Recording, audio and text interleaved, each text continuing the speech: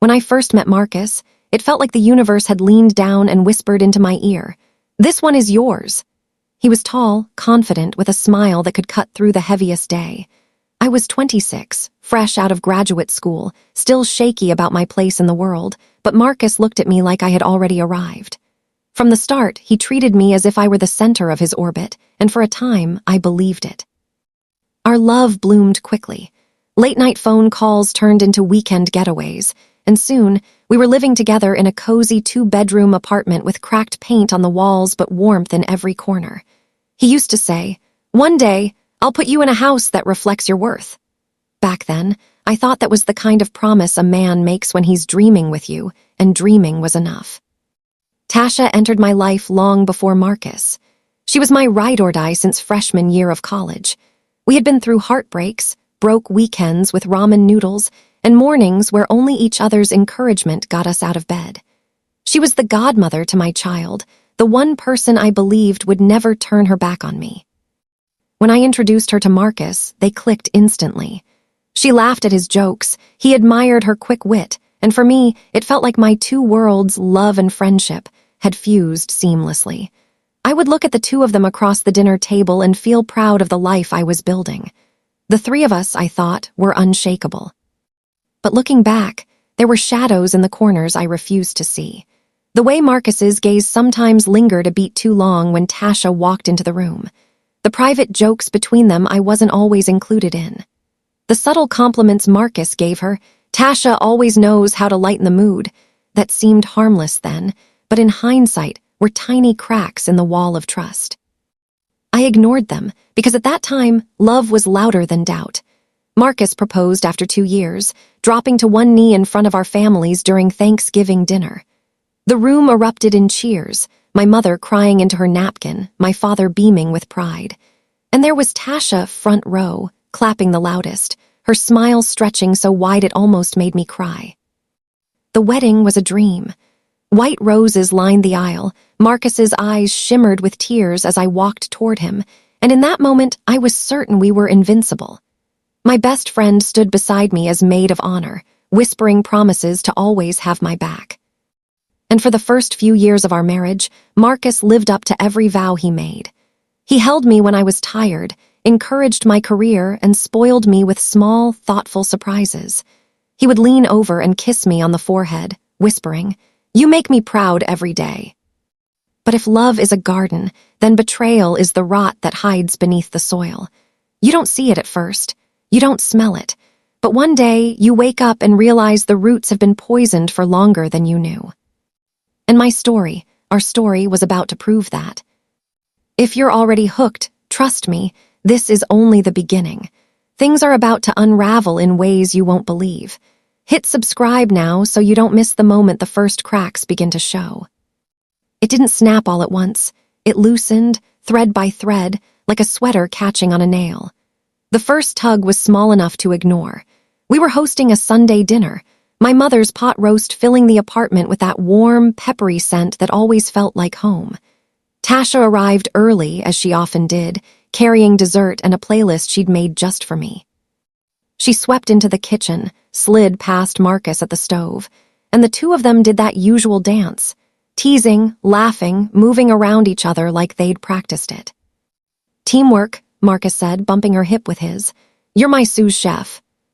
"Your food would be tragic without me," she shot back, tossing me a wink. I laughed because we always laughed, but something in the way their voices softened when they spoke to each other, a hush under the hum, brushed a cold finger along my spine. When I reached for a spoon in the drawer, my hand froze over the wrong one like my body had heard a truth my mind refused to name. Later, while we ate, Marcus told a story about our first vacation, and Tasha finished his sentences, not the punchline, his feelings. "He got quiet then," she said, smiling. "He always feels too much when the view is good." I glanced at Marcus. He nodded like she'd read him, like she had the legend to a map I thought belonged to me. I swallowed the uneasy taste with a sip of wine and told myself love is generous. A man can be known by more than one person. Besides, hadn't I prayed for a life where my husband and best friend loved each other almost as much as they loved me? Be careful with prayers. Some arrive in costumes. The second tug came a month later on my birthday. Marcus had planned a surprise. Lights low, music warm, my favorite lemon cake on the table. He insisted on inviting only a few people, just those who matter. Tasha arrived in a silk dress that caught the light and a perfume that settled into the air like a promise. When I went to blow out the candles, I caught their reflections in the dark glass of the window. Two faces turned toward me, glowing, connected by a thin thread of shared amusement. I made a wish anyway, something simple, something like "let this be real forever," and the smoke curled up like a question mark. After midnight, Tasha offered to help clean up. Marcus said he'd take the trash out and disappeared for longer than it takes to cross a hallway. When I carried glasses to the sink, I heard it. Low laughter by the back stairwell, hers and his braided together. Nothing filthy, nothing obvious, just laughter in a frequency that didn't include me. It was a small thing. People laugh. Walls echo. But I stood there with a dripping glass in my hand and felt very suddenly like I was outside my own life, peeking in through a keyhole.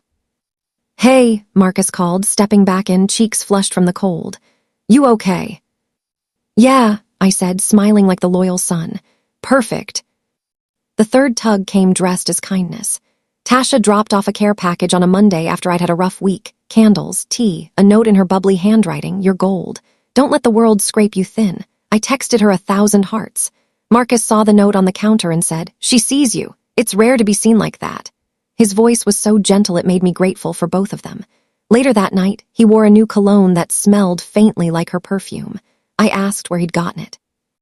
"Heard good things," he said easily, slipping past me to turn off the light. Sometimes love is a beautiful conspiracy. Sometimes it's a magic trick, and you're the only one who doesn't know the coin never left his hand. But for each tug, there were 100 stitches holding us tight. He still kissed the back of my hand when we crossed streets. He still sent me playlists of songs that sounded like sunrise. He still tucked blankets around my feet when I fell asleep on the couch, and Tasha still sent ridiculous memes and showed up with soup when I caught a cold. So I folded the strange moments into smaller shapes, tucked them into the back of the drawer, and told myself, "You are building something good. Don't ruin it by looking for ghosts." Then one evening, the universe decided to stop whispering. Marcus claimed a late meeting. Rain pinned itself against the windows in long silver threads, and I made pasta for one. At 9:30, the doorbell rang. It was our neighbor, Mrs. Ellis, wet umbrella shivering at her side. "Sweetheart," she said softly, "I could swear I saw Marcus downtown near Willow and Fifth. Strange he didn't say hi. He was in a hurry, didn't want to be recognized, it seemed." She tilted her head, concerned. "Maybe I'm mistaken." "Maybe," I managed. After she left, I stood at the sink, the pasta turning to a soft sadness in the pot. I texted Tasha. "You up?" No response. I texted Marcus. "Everything okay?"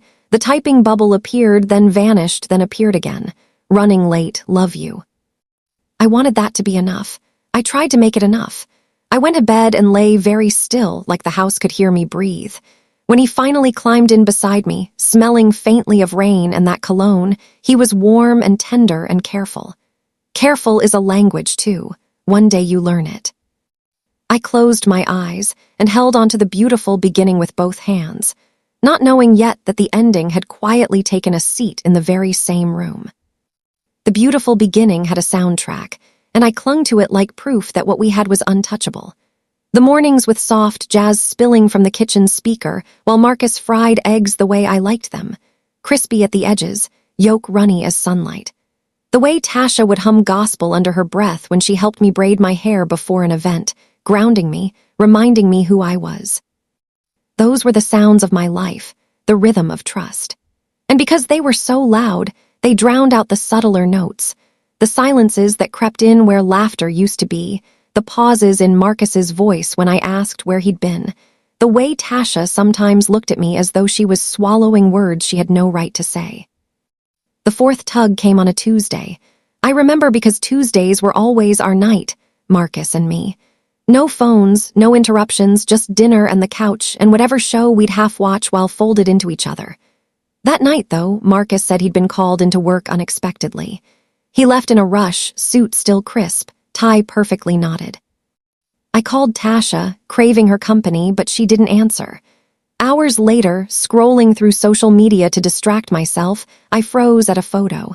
It was blurry, taken from across the street but unmistakable. Tasha's bright laugh caught in Modi. In the shadows of their betrayal. But I wasn't built to break that way. No, I was built to rise. And when I rose, I would make sure the ground shook beneath their feet. By dawn, my tears had dried. I looked in the mirror, my eyes red, my hair tangled, but what I saw wasn't weakness. It was the birth of something new.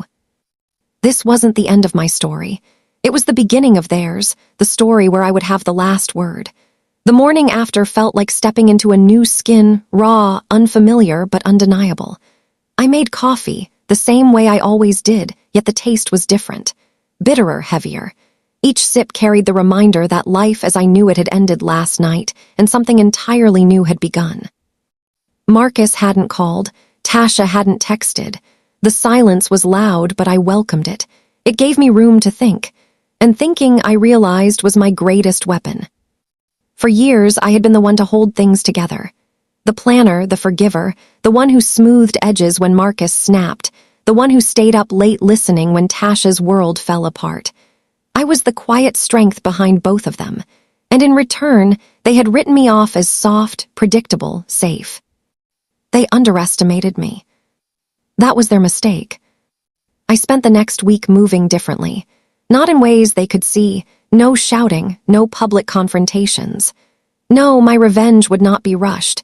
It would be a slow burn, precise and deliberate, the kind of fire that left nothing untouched.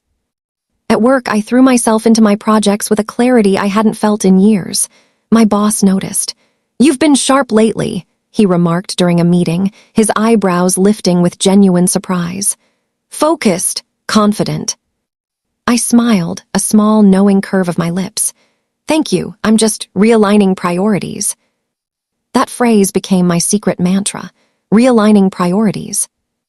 At home, I stripped the bedroom bare, fresh sheets, new pillows, his things boxed and stacked in the hallway like forgotten relics. Each item I removed felt like reclaiming space, not just in the room but in myself. Tasha tried calling once. I ignored it. She sent a message, "We need to talk." I deleted it without reading further. She had spoken enough with her actions. Marcus, though, wasn't so easily avoided. He showed up at the apartment 3 days after I'd thrown them out, knocking on the door with the kind of persistence that used to make me laugh. "Kemi, open up please, just 5 minutes." I stood on the other side, hand on the doorknob, listening. His voice cracked, softer than I'd heard in years. "I made a mistake. Don't throw away everything we've built. I love you." Love, the word tasted poisonous now. I didn't answer. Instead, I let him knock until his hand must have ached, until his voice turned from pleading to frustrated, until finally his footsteps retreated down the hall. That night I sat by the window, watching the city lights blink awake in the distance. I thought of all the nights I had spent waiting for him, trusting him, believing in him. And I realized something. He had betrayed me, yes, but he had also freed me. Freed me from illusions, from loyalty undeserved, from carrying the weight of people who had no right to my heart. The pain was still there, sharp as glass, but beneath it something else was growing, a calm, steady determination, the kind that comes not from anger alone but from clarity. This was no longer about survival, it was about transformation. And when the time came, Marcus and Tasha would see exactly what that transformation looked like. Revenge, I realized, wasn't about screaming. It wasn't about clawing or crying in public, making a scene that people would gossip about. No, revenge was quiet. It was deliberate. It was about creating a life so untouchable that their betrayal looked like a pebble thrown against a mountain. The first step was financial. For years, Marcus had handled most of our joint accounts, always insisting, "I'm better with numbers." I let him because I trusted him. But now that trust was ash. I spent nights combing through statements, redirecting my income into a separate account, moving with precision. Every dollar became mine again, piece by piece. Next came my image, not vanity power. I scheduled a photo shoot with a friend who worked in media, dressing in sleek suits and bold dresses, the kind of clothing that whispered authority. The pictures weren't just for me, they were for the world I was about to command. I posted them sparingly, paired with captions that dripped with confidence, realignment, growth, evolution. People noticed, colleagues commented, old friends reached out, even distant relatives called to ask if something had shifted. I smiled, telling them I was focusing on myself, though in truth, I was building a storm. Meanwhile, Marcus and Tasha's secret relationship wasn't so secret anymore. Word had started to slip through the grapevine, and what began as whispers soon turned into open conversations. I didn't have to say a word. Their shame spoke louder than anything I could have invented. One evening, as I was leaving work, a mutual acquaintance pulled me aside. I heard about Marcus and Tasha. Her tone was cautious, sympathetic. I don't know how you're holding it together. I looked her straight in the eye and said, because I know something they don't. She blinked, confused, but I didn't elaborate. Let them wonder. Let them all wonder. Tasha tried again, sending a long, desperate email this time. She wrote about friendship, about regret, about how she had fallen into something she couldn't control. I stared at the screen, my lips curling into a half-smile, and then I pressed delete. Marcus grew more frantic. The calls became daily, then hourly. He even showed up outside my office once, waiting by the curb with red eyes and messy hair. Just talk to me, he begged when I stepped out. But I walked past him without a word. My silence was a language now, sharper than any insult, and in that silence, I could feel him unraveling. What he didn't know was that I was just getting started, because silence is only the beginning of transformation. The next step would be action.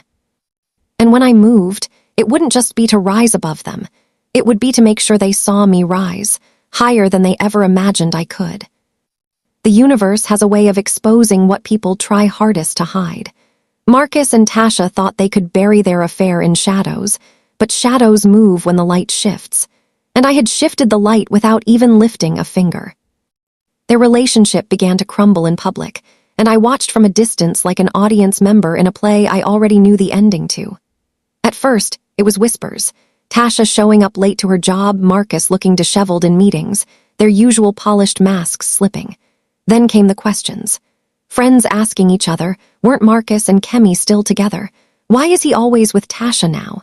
Neighbors whispering when they spotted her car outside his apartment building at night. One Saturday, I attended a charity gala I had once begged Marcus to come to. He always said he was too busy. I went alone, dressed in a gown that draped over me like liquid fire, my hair swept into a crown I built myself. I walked into that room and people turned. Not because I was with him, but because I was me. The whispers followed, but this time they weren't about my supposed weakness. They were about my strength.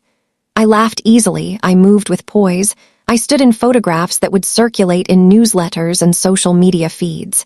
And across the room, I noticed someone whispering into their phone, someone who I later learned was calling Tasha. By the following week, the tension between Marcus and Tasha was no longer behind closed doors. He snapped at her in public once, his voice sharp, his hands clenched. She stormed away, red-faced, her composure gone. People saw, people remembered. And while they spiraled, I soared. I accepted an invitation to speak at a professional conference, something I had once turned down because Marcus claimed, "We don't need the extra attention." On that stage, I told my story, not of betrayal, but of resilience. I spoke about realignment, about standing tall when the ground breaks beneath you. The audience applauded, some even stood, and in that applause, I heard something I hadn't heard in months: freedom. The irony was delicious. While Marcus and Tasha scrambled to protect their crumbling secret, I wasn't hiding at all. I was blooming, louder, brighter, unstoppable. It wasn't long before Marcus tried to weaponize their unraveling against me. He showed up again, this time more bitter than pleading. "You think people respect you?" he sneered, standing in my doorway. "They're laughing at you, behind your back. You look pathetic, pretending to be stronger than you are." I tilted my head, smiled faintly, and replied, "Funny. That's exactly what they're saying about you." The silence that followed was more satisfying than any scream. Because here's the truth. I didn't need to destroy them. They were destroying themselves. All I had to do was rise high enough that they could never reach me again. And the higher I rose, the smaller they became.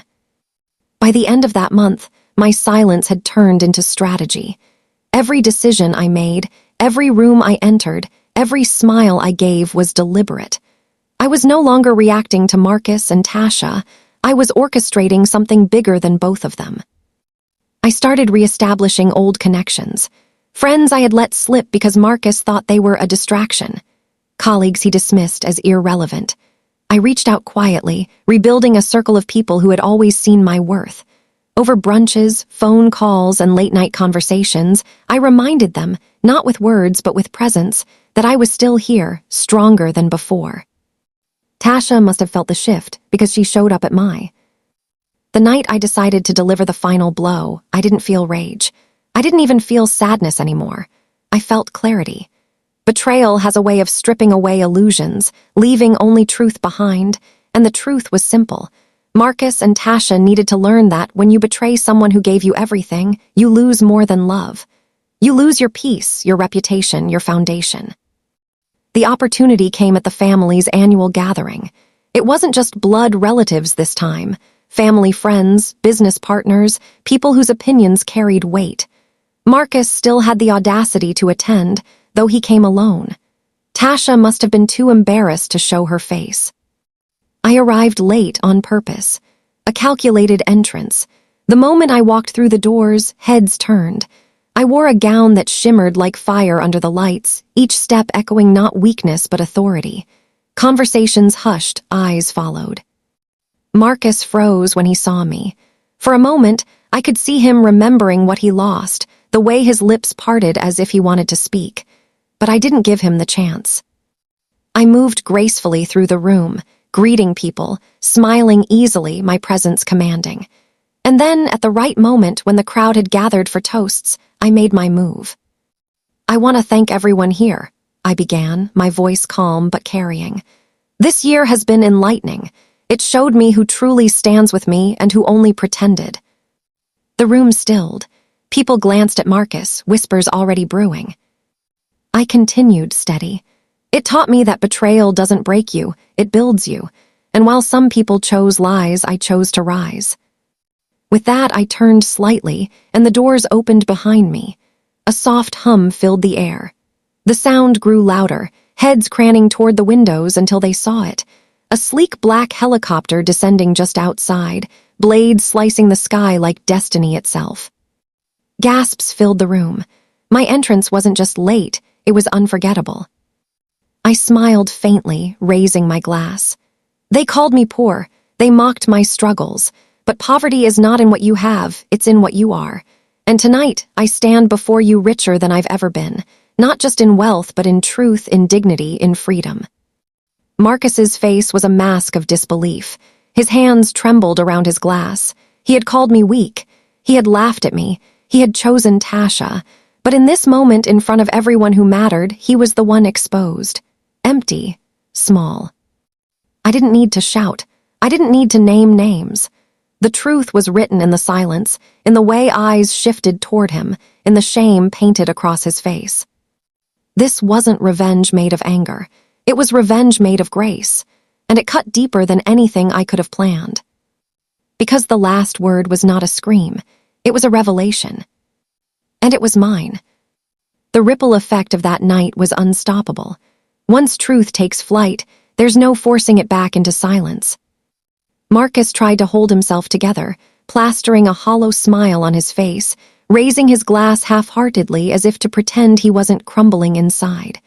But whispers already cut through the air sharper than glass. Guests leaned into each other, murmuring about the helicopter, the speech, the betrayal everyone now understood without needing names. I didn't linger on him. I didn't need to. I let him stew in the silence of his own downfall. Instead, I laughed with old family friends, embraced relatives who hadn't seen me in years, accepted compliments about my strength and grace. The spotlight had shifted entirely. I wasn't the woman scorned. I was the woman reborn. But Marcus couldn't take it. He followed me out to the terrace, away from the crowd, his voice desperate.